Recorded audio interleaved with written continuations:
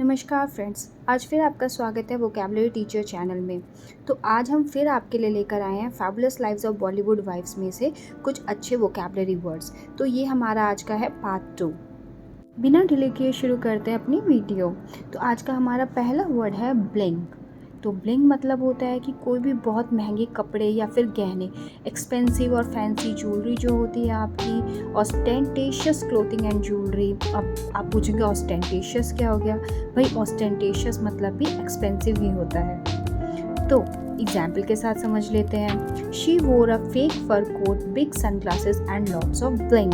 यानी कि उसने एकदम दिखावटी फर कोट और बड़े बड़े सन ग्लासेस और बहुत चमक धमक वाले महंगे एक्सपेंसिव कपड़े पहने थे। हमारा दूसरा वोकैब वर्ड है आज का मंडेन, यानी कि बहुत सांसारिक या फिर नीरस।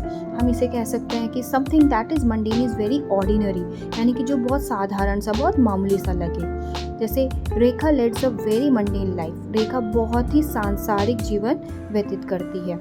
It was difficult returning to our mundane life after our weekend high.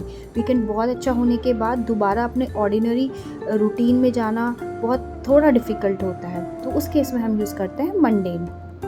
Third example ले लेते हैं, जैसे I found the job very mundane, यानी कि मुझे जो अपनी जॉब है वो बड़ी साधारण सी, बहुत ऑर्डिनरी सी लगती है। Move on to our third vocab word, donkey's years, यानी कि बहुत लंबे समय से। ये एक फ्रेज है, इसका मतलब होता है after a very long time.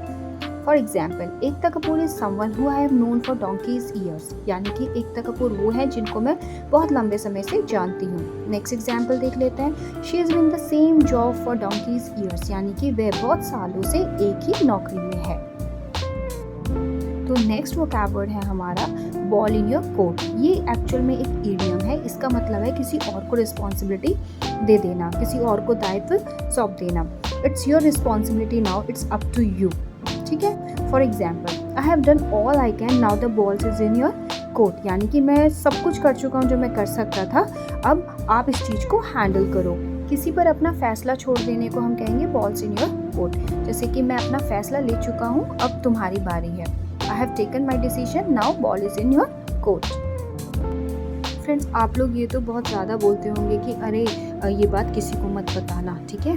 तो spill the beans term use होती है इसके लिए, एक इडियम है। इसका मतलब होता है किसी के सीक्रेट्स रिवील कर देना, किसी के भेद खोल देना, to tell people secret information. For example, Karan Johar spills the beans about Ananya, Suhana, Navya and Shanaya's group chat.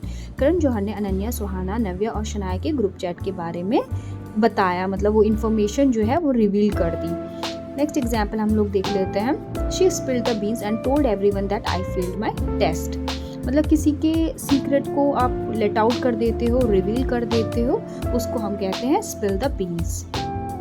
Next भी हमारा एक इडियम है सिट ऑन द फेंस, यानी कि किसी भी विवाद में किसी का पक्ष लेने से बचना।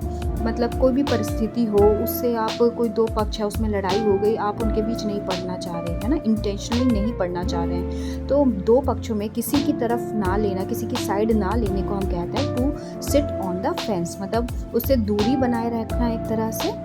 तो for example, you sit on the fence all the time, मतलब आप किसी का पक्ष नहीं लेते हो कभी भी। होप आप लोगों को हमारी ये वीडियो पसंद आ रही होगी। तो हमारा नेक्स्ट वर्ड है अर्थ शैटरिंग, यानी कि एकदम से शॉक लग जाना, या फिर एकदम से कोई बहुत इंपॉर्टेंट बात का पता चलना, या फिर आपको कह सकते हो कि धक्का लगना किसी बात को सुनकर, उसको कहते हैं earth shattering. For example, did I say something so earth shattering, यानी मैंने कुछ ऐसा बोल दिया जिससे आपको धक्का लगा। Move on to our next vocab word, ये है हमारा रिप रोरिंग, यानी कि बहुत एनर्जी के साथ चिल्लाना या फिर एकदम नॉइज़ के साथ बहुत एक्साइटेड हो जाना, उसको हम कहेंगे rip roaring. For example, if you describe something as rip roaring, you mean that it is very exciting and full of energy, like it has been a rip roaring success, यानी ये धमाकेदार सफलता थी। तो किसी भी, कोई भी चीज़ जो बहुत ज़्यादा फुल ऑफ एनर्जी हो, बहुत एक्साइटिंग हो, उसको हम कहेंगे रिप रोरिंग। नेक्स्ट हमारा एक फ्रेज है jump on the bandwagon, यानी कि बहती गंगा में हाथ धो लेना। मतलब something that a lot of people are already doing और सेइंग, और आप उसमें घुस पड़ते हैं, कूद पड़ते हैं। मतलब एग्जाम्पल के साथ देख लेते हैं। After couple of politicians won elections by promising to cut taxes, most of the others jumped on the bandwagon. ठीक है, जैसे to follow a trend and do what everyone else is doing, जैसा कि देश वैसा कि भेष, है ना, जैसा देश वैसा भेष।